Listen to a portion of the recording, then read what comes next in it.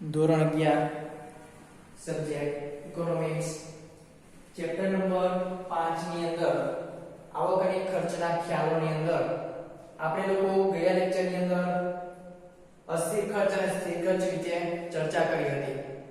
ત્યાર પછી વિદ્યાર્થી મિત્રો આજે આપણે સરેરાશ ખર્ચ અને સીમાંત ખર્ચ વિશેની આપણે ચર્ચા કરવાની છે.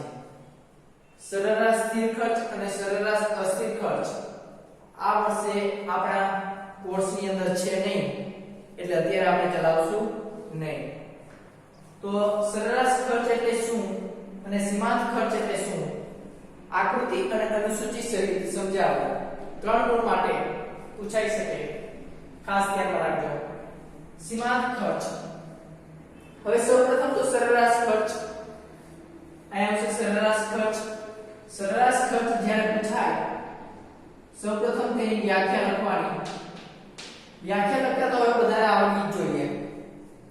વ્યાખ્યા શું હતી? તો કે કુલ ખર્ચને કુલ ઉત્પાદનના એકમો વડે ભાગતા જે આંક આવે તેને સરેરાશ ખર્ચ તરીકે ઓળખવામાં આવે છે. આની વ્યાખ્યા થઈ ગઈ. ત્યાર પછી એનું સૂત્ર કુલ ખર્ચ ભાગ્યા કુલ ઉત્પાદન અથવા સ્થિર ખર્ચ પ્લસ અસ્થિર ખર્ચ ભાગ્યા કુલ ઉત્પાદન, એટલે આ શું થઈ ગઈ? સરેરાશ ખર્ચ. હવે તમને ઘણી વખત એમ પૂછે કે કુલ ખર્ચ સમજાવો, કુલ ખર્ચની વ્યાખ્યા આપો, બરાબર? તો આના માટે છે તમારે અલગથી કઈ ચોપડીમાં જોવા પડ્યું હોય નહીં. ખાસ ધ્યાન રાખજો, કુલ ખર્ચ કે ખાલી તો લખવાનો સ્થિર ખર્ચ અને અસ્થિર ખર્ચના સરવાળાને કુલ ખર્ચ તરીકે ઓળખવામાં આવે છે. હવે સરેરાશ ખર્ચ કે તો ફરી એકવાર સ્થિર ખર્ચ અને અસ્થિર ખર્ચના સરવાળાને કુલ ઉત્પાદનના એકમો વડે ભાગતા જે આંક આવે તેને સરેરાશ ખર્ચ તરીકે ઓળખવામાં આવે છે. કુલ ખર્ચને કુલ ઉત્પાદન વડે કયો તો ભલે, સ્થિર ખર્ચ પ્લસ અસ્થિર ખર્ચને કુલ ઉત્પાદન વડે કયો તો પણ ભલે, બરાબર? આપણે ગયા વર્ષે લેક્ચરની અંદર આપણે સ્થિર ખર્ચ અને અસ્થિર ખર્ચ સારી રીતે જોઈ ગયા, એટલે તમને બધાને આવડતું હશે જ કે સ્થિર ખર્ચ ખરેખર શું છે અને અસ્થિર ખર્ચમાં ખરેખર શેનો સમાવેશ થાય એ વસ્તુ, બરાબર? એની અંગ્રેજીની અંદર AC TC/TP, AC TC/TP. AC એટલે કે એવરેજ કોસ્ટ, એવરેજ એટલે કે સરેરાશ કોસ્ટ એટલે કિંમત, ખર્ચ. Average cost is equal to total cost divide by total product. Product એટલે કે ઉત્પાદન, બરાબર? હવે એની અનુસૂચિ જોઈએ તો સૌપ્રથમ અહીંયા છે આપણે ઉત્પાદન આપેલું છે એટલે કે પ્રોડક્ટ આપેલી છે. શું આપેલી છે? પ્રોડક્ટ. ત્યાર પછી કુલ ખર્ચ એટલે કે ટોટલ કોસ્ટ અને સરેરાશ ખર્ચ એટલે કે એવરેજ કોસ્ટ. હવે આની અનુસૂચિ કઈ રીતે કરવી જોજો ખાસ. પહેલા વ્યાખ્યા, સૂત્ર, અનુસૂચિ. અનુસૂચિ એટલે આપણે બધા સારી રીતે જાણીએ છીએ કે માનનો નિયમ અને પુરવઠાનો નિયમ શીખી ગયા એ જ રીતે, સ્થિર ખર્ચ અસ્થિર ખર્ચ શીખી ગયા એ જ રીતે ઉત્પાદનની અંદર અહીં સતત વધારો કરતો જાય છે. એક એકમનો આપણે વધારો કરતા જઈએ, એક એકમનો વધારો કરશું ત્યાર પછી કુલ ખર્ચ છે એમ વધતો જશે, બરાબર? સ્વાભાવિક છે, એક એકમનો વધારો થતા કુલ ખર્ચની અંદર શું થાય? વધારો થાય કે નહીં? એક્ઝામ્પલ તરીકે તમે તમારા ખેતરની અંદર 5 વીઘા જમીન હોય, 5 વીઘા જમીનની અંદર 50 મણ છે ઘઉંનું ઉત્પાદન કરતા હોય, એક્ઝામ્પલ તરીકે. હવે એની અંદર એક એકમનો વધારો કરવામાં આવે એટલે કે 5 વીઘાની જગ્યાએ 6 વીઘા જમીન કરી નાખવામાં આવે, તો એની અંદર ઉત્પાદનમાં વધારો થાય કે નહીં? ઉત્પાદનમાં વધારો થાય તો કુલ ખર્ચની અંદર પણ વધારો થાય કે નહીં? બરાબર? એટલે આમ જે ખર્ચની અંદર જે વધારો થાય છે આ કુલ ખર્ચની અંદર શું થશે? વધારો થશે. અને સરેરાશ ખર્ચ એટલે કુલ ખર્ચને ભાગ્યા કુલ ઉત્પાદન વડે ભાગવાનું. કુલ ખર્ચ અહીં આપ્યો છે એને કુલ ઉત્પાદન વડે ભાગવાનું એટલે કે 9/1 બરાબર 9, 16/2 is equal to 8. આવી રીતે, બરાબર? ત્યાર પછી ખાસ ધ્યાન રાખજો, આપણે કહેતા કે અસ્થિર ખર્ચ અને સ્થિર ખર્ચ યાદ રહી જાય એ રીતે અનુસૂચિ હતી, બરાબર? આની અંદર તમારે એક વસ્તુ ખાસ ધ્યાનમાં રાખવી જોશે. એનું કારણ છે કે અહીંયા કુલ ખર્ચની અંદર જે વધારો થાય છે એ તમે તમારી રીતે પણ કરી શકો, પણ કરવા પ્રોબ્લેમ અહીંયા પડશે કે તમે જો સરેરાશ ખર્ચ છે એ પહેલા ઘટે પછી સ્થિર થાય અને ફરી પાછો વધે. એટલે સરેરાશ ખર્ચની રેખા છે કેવા આકારની હોય? તો કે યુ આકારની હોય. કેવા આકારની હોય?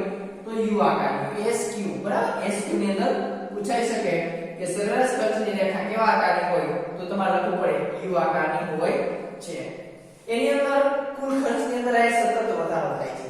દેખાય કુલ ખર્ચની અંદર વધારો થાય પણ સરેરાશ ખર્ચ છે એ પહેલા ઘટે છે પછી સ્થિર થાય છે અને પછી વધતો જાય છે. બરાબર આ તમે જોઈ શકો છો. હવે કુલ ખર્ચ છે એ તમે તમારી રીતે પણ લઈ શકો બરાબર પણ તમે તમારી વિશે લેતો તો સરેરાશ ખર્ચમાં પ્રોબ્લેમ અહીંયા પડશે કે અહીંયા છે એ પોઈન્ટની અંદર તમારે આંકડા આવશે અને એવું ના બને એના માટે થઈને તમે આ વસ્તુ યાદ રાખજો. યાદ રાખવું સાવ ઈઝી છે કાઈ નથી બાજુની અંદર પડી જ આવશે જોજો ખાસ.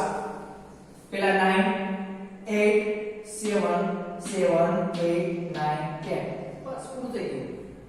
8 થી ચાલુ કરો 9 થી ચાલુ કરવાનું 9 થી ઘટાડતા જવાનું 9 8 7 પછી પાછું 7 બરાબર બચારે સરેરાશ ખર્ચ છે બચારે કેવો થાય સ્થિર થાય એટલે કે 7 થી બે વખત લેવાના 7 7 ફરી વખત વધારવાના 8 9 10 એવી રીતે બરાબર. હવે એટલું થઈ જાય એટલે આ તો ખબર જ છે પેલા 9 લીધા 9 1 9 8 લીધા 8 2 16 7 લીધા 7 21 7 28 8 50 40 9 6 54 અને 10 70 આ તો આપણે અનુસૂચિ. ત્યાર પછી આકૃતિ. આકૃતિની અંદર અહીંયા આપણે જોઈએ તો કુલ ઉત્પાદન છે OX સદી પર અહીંયા તમને થોડું જોવામાં છે પ્રોબ્લેમ પડશે કારણ કે ટ્યુબલાઇટ મજવાળું છે એ આવશે એટલે એના માટે થઈને આપણે અહીંયા થોડી નાની દોરશું પણ અહીંયા આપણે દોરી નાખીએ.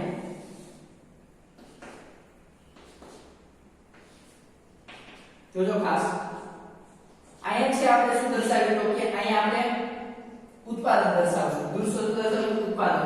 ઉત્પાદનના એકમો 4 5 તો અહીંયા તો કે અહીંયા આપણે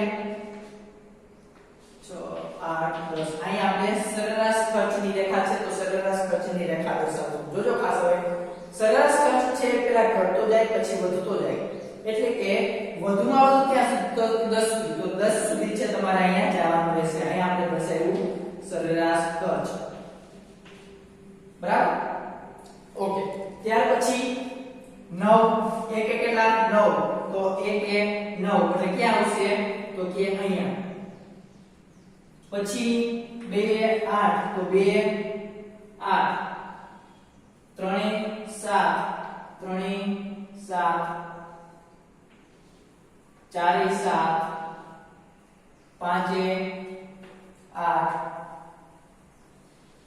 તો આ રીતે છે તમારી રેખા આવશે. અહીંયા છે એ સ્થિર થઈ ગઈ. અહીં દેખાય તમને અહીંયા સ્થિર થાય છે. શું થાય છે અહીંયા સ્થિર અને ફરી પાછી છે અહીંથી આમ વધતી જશે. જોજો ખાસ અહીંયા આપણે ઓછા લીધા 7 6 7 8 બરાબર આ લઈ શકો તમે. આવી રીતે આ છે સરેરાશ સ્થિર ખર્ચની રેખા બરાબર. ત્યાર પછી એના પરથી વિશ્લેષણ કરતા આપણે કે અર્થઘટન કરતા બરાબર કે ઉત્પાદનની અંદર જેમ જેમ વધારો કરતા જાવ તેમ તેમ કુલ ખર્ચ વધતો જાય છે. સૌપ્રથમ તો x ધરી ઉપર y ધરી ઉપર શું દર્શાય તો તમે લખવાના છો બરાબર. બીજો મુદ્દો આવી રીતે. ત્યાર પછી થર્ડ ની અંદર શું લખશો તો એની અંદર તમારે લખવાનું કે કુલ ઉત્પાદનની અંદર જેમ જેમ વધારતા જાય તેમ તેમ કુલ ખર્ચની અંદર વધારો થાય છે પરંતુ સરેરાશ સ્થિર ખર્ચ છે એ પહેલા ઘટે છે પછી સ્થિર થાય છે અને પછી વધતો જાય છે. અને આમ છેલ્લે એક મુદ્દો એવો લખવાનો કે સરેરાશ ખર્ચની રેખા છે એ યુ આકારની હોય છે બરાબર. ત્યાર પછી સીમાંત ખર્ચ. સીમાંત ખર્ચની અંદર સૌપ્રથમ શું લખશું આપણે તો કે વ્યાખ્યા બરાબર. સીમાંત ખર્ચની અંદર સૌપ્રથમ વ્યાખ્યા લખશું. ખરેખર સીમાંત ખર્ચ એટલે શું તો કે કુલ ઉત્પાદનમાં એક એકમનો જોજો ખાસ કુલ ઉત્પાદનમાં એક એકમનો વધારો કે ઘટાડો કરવાથી. જો અહીંયા આપણે એક એકમનો વધારો કરીએ છીએ અહીં જો બરાબર એક એકમનો વધારો થાય છે. એક એકમનો વધારો કે ઘટાડો કરવાથી કુલ ખર્ચમાં જે ફેરફાર થાય તેને સીમાંત ખર્ચ તરીકે ઓળખવામાં આવે છે બરાબર. આના માટે આપણે ઉદાહરણ પણ જોયું હતું. એક્ઝામ્પલ તરીકે તમે છો બરાબર તમારા ખેતરની અંદર તમે આ જે 5 વીઘા જમીનની અંદર 50 મણ છે ઘઉંનું ઉત્પાદન કરતા હોય. હવે એની અંદર કુલ ઉત્પાદનની અંદર જે વધારો કરવામાં આવે એટલે કે 6 વીઘા જમીન કરી નાખવામાં આવે તો ઉત્પાદન વધશે એને કારણે ખર્ચમાં પણ શું થશે? અહીંયા વધારો થશે, કારણ કે એના પાછળ જે રાસાયણિક ખાતર હોય, જંતુનાશક દવાઓ હોય, એના પાછળ જે કોઈ પ્રકારના એમ કહી શકાય ખર્ચ થાય છે, એ ખર્ચની અંદર જે કોઈ પ્રકારનો વધારો કરવામાં આવે કે જેને આપણે સીમાંત ખર્ચ તરીકે ઓળખવામાં આવે છે. તો આ એક વ્યાખ્યા થઈ ગઈ. ત્યાર પછીનું સૂત્ર MCN એટલે કે marginal cost is equal two TCN, n એટલે નંબર, બરાબર, n એટલે નંબર, TC એટલે total cost minus total cost n minus 1. અહીંયા n બરાબર આપણે શું મૂકવાનું છે? 3, બરાબર. હવે સૂત્રની ટીંજણમાં આપણે પડવાનું છે. એક્ઝામ ની અંદર છે આ પૂછાય ત્યારે સૂત્ર લખવું ફરજિયાત હોય. એની અંદર તમારે એક ઉદાહરણ દર્શાવવાનું કે આ વસ્તુ તમારે ક્યાંથી આવી, સીમાંત ખર્ચ શોધવા માટેનું સૂત્ર છે. આ વસ્તુ ક્યાંથી આવી એટલા માટે, બરાબર. આ તો ખબર જ છે હવે કુલ ખર્ચ પણ, બરાબર, કે આગળ યાદ રાખ્યું આપણે 9 8 7 7 8 9 10 એટલે ઈ થઈ જાય, બરાબર. 9 1 9 8 2 16 7 3 21 728 આવી રીતે. હવે સીમાંત ખર્ચ છે કઈ રીતે મળતું? અહીંયા આપણે જે યાદ રાખ્યું ત્યાં આવી ગઈ સરેરાશ. હવે ખાસ ધ્યાનમાં રાખજો વિદ્યાર્થી મિત્રો, સીમાંત ખર્ચ કઈ રીતે મળે? તો આપણે કીધું ઉત્પાદનમાં એક એકમો વધારો કરવાથી કુલ ખર્ચમાં જે વધારો થાય. જો કુલ ખર્ચની અંદર આ જે કુલ ખર્ચની અંદર જે વધારો થયો, બરાબર, એટલે કે આ બંને વચ્ચેનો જે તફાવત છે એને સીમાંત ખર્ચ તરીકે ઓળખવામાં આવે. તો આ એનો તફાવત, બરાબર. 9 થી પેલા 0 થી 9 એટલે 9, 9 થી 16 એટલે 7, 16 થી 21 એટલે 5 નો તફાવત, બરાબર. આ રીતે આ વચ્ચેનો તફાવત છે. પણ સૂત્ર દ્વારા એને કઈ રીતે શોધાય, બરાબર? સૂત્ર દ્વારા એને કઈ રીતે શોધાય? તો n બરાબર અહીંયા કલ મૂકશું આપણે. પેલા મૂકશું 3. તો MC જોજો ખાસ, MC અહીંયા 3 મૂકી બરાબર, TC અહીંયા 3 મૂકશું માઈનસ TC 3 માઈનસ 1 બરાબર. તો અહીંયા શું આવશે? TC એટલે કે ટોટલ કોસ્ટ 3 ની જગ્યાએ એની કિંમત મૂકશું. 3 ની જગ્યાએ શું આવશે કિંમત? તો 21 માઈનસ 3 માઈનસ 1 એટલે કે 2. 2 નું પદ શું? જોજો ખાસ, 2 નું પદ શું છે? તો કે 16. તો 16 TC 16 એટલે અહીંયા આવશે 21 માઈનસ 16 બરાબર કેટલો તફાવત આવે? 17 18 19 20 21 એટલે 5 નો તફાવત આવી ગયો 5, બરાબર. TC 5.